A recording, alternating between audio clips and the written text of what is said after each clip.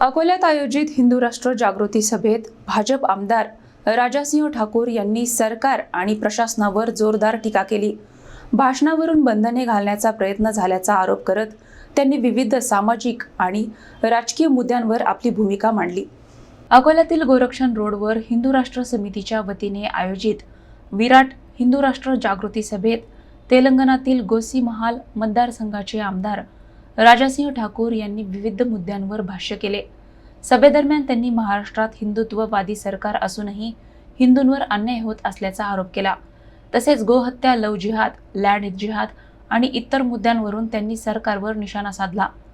राजासिंह ठाकूर यांनी अकोल्यात येताना पोलीस प्रशासनाने नोटीस देत भाषणावर बंधने घालण्याचा प्रयत्न केल्याचाही आरोप केला। मात्र अकोल्याचे वातावरण बिघडवण्याचा आमचा हेतू नसून समाज जागृत करणे हा उद्देश आहे, असे त्यांनी स्पष्ट केले। सभेदरम्यान त्यांनी छत्रपती शिवाजी महाराजांच्या किल्ल्यांवरील अतिक्रमणाचा मुद्दा उपस्थित करत संवर्धनाची गरज व्यक्त केली।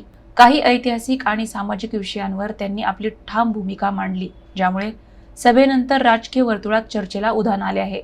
या कार्यक्रमाला खासदार अनुप धोत्रे, आमदार रणधीर सावरकर, महापौर शारदा खेडकर यांच्यासह अनेक मान्यवर उपस्थित होते। दरम्यान सभेच्या पार्श्वभूमीवर पोलिसांचा कडेकोट बंदोबस्त ठेवण्यात आला होता।